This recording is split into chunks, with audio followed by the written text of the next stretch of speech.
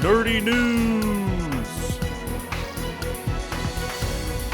with Kat Stewart and Monica Samuel.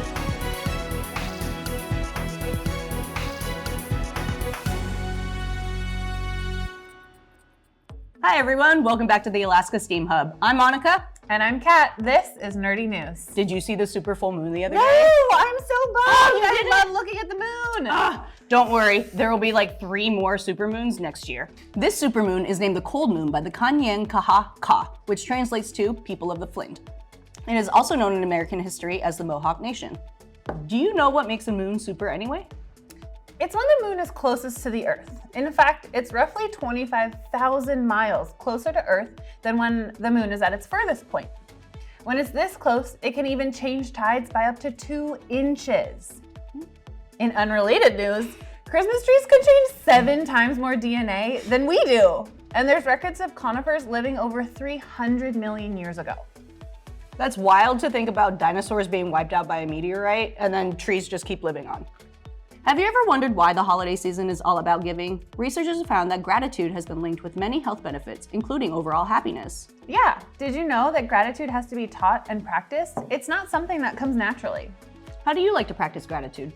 I really enjoy making things for the people that I love. This year, I used our Glowforge laser cutter to make stamps for Christmas cards for my family and friends. That's so cool. I kind of like to take a moment in the morning to think of, a handful of things that I'm grateful for. And then sometimes when I'm really cranky, I like to go through the alphabet and name things for each letter. Oh, that's awesome. Yeah. Now let's take a language break with Sandy. Uvlalotuk. My name is Sandy Bear. I am Iñupiaq. My Iñupiaq name is Mayuak. Growing up, there was a game that our cultural teacher would do with us, and it was stand up, sit down. So, nehipitisi, activitisi. So, nehipitisi is sit down, activitisi is stand up.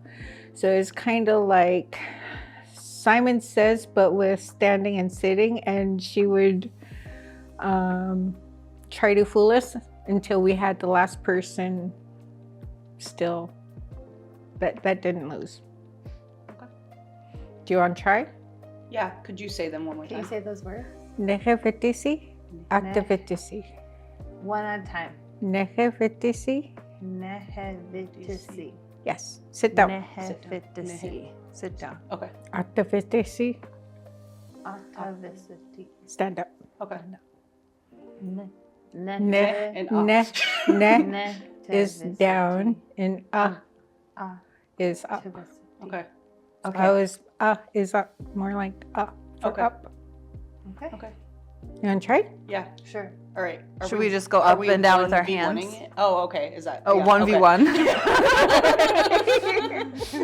Okay. Just hands? Just up, down. Okay. Roller coaster Okay. style. Right. Okay, I'm ready. Okay. You ready? Yeah. Activitisi. Activitisi. Nehevitisi. Nehevitisi. Activitisi. Activitisi. Nehevitisi. Activitisi. Nehevitisi. Nehevitisi. Activitisi. Activitisi. You guys would win. Okay, so say the words again. Okay. Nehevitisi. Nehevitisi. Activitisi. Activitisi. You guys did pretty good. Say again, say again. Neh. Ne. Vi. Vi. De. Te. Si. Si. Nehevitisi. Sit down. Okay. Activitisi. Da. Da. Vi. Vi. Da. Te. Si. Si. Stand up. Yep. Activitisi. Nehevitisi. Yes. Yeah, nice. Nice. Thanks, Andy. Back to you. Thanks, Sandy. I just learned that reindeer can sleep while they chew. A new study suggests that reindeer can turn off both sides of their brain while they're chewing. That's how Santa's reindeer can eat so many cookies and fly so much in one night. Speaking of Santa's reindeer, Rudolph's red light-up nose might actually be possible. There's no way.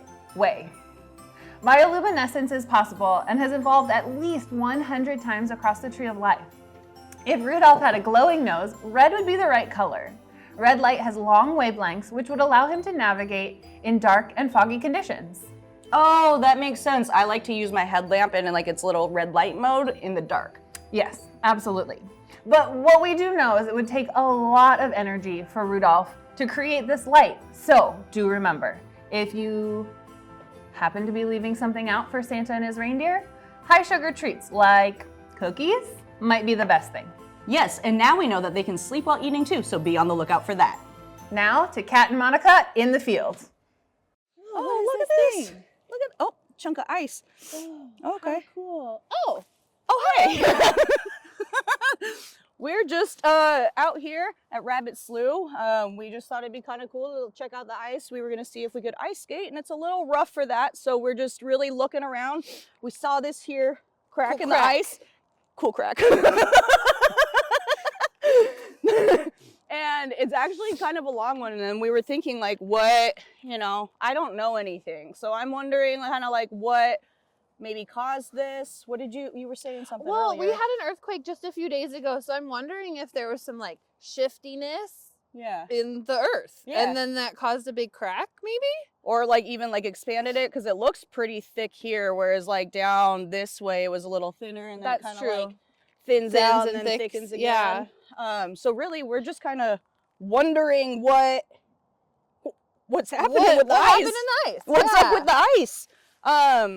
And then we're also just kind of like, I don't know, we walk on ice a lot in Alaska, and we don't really think about like what it means or what it is. It's just part of the life. And so we're just out here kind of speculating what's going on.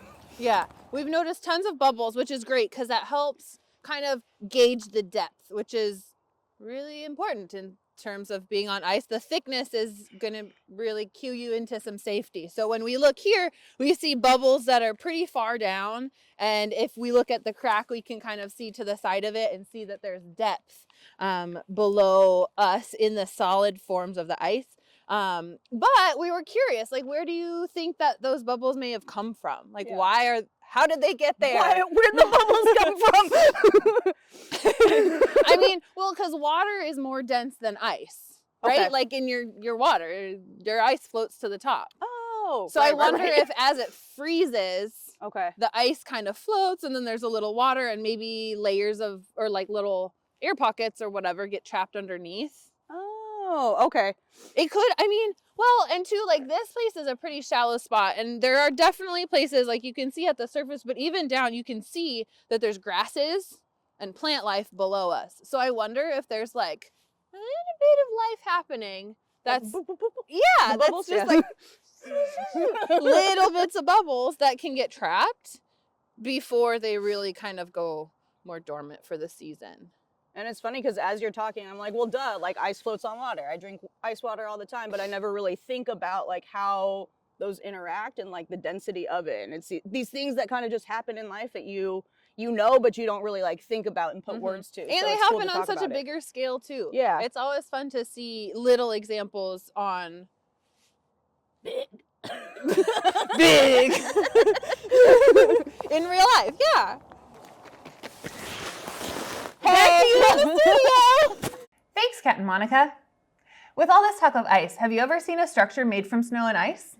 As early as the 1700s, a Russian empress built a castle purely out of ice. It was huge. It could be carved or formed or built into pretty much any shape. And there's even engineers developing a way to use 3D printed ice. That's really cool. Well, that's today's Nerdy News. I'm Monica. And I'm Kat. Stay cool and happy holidays.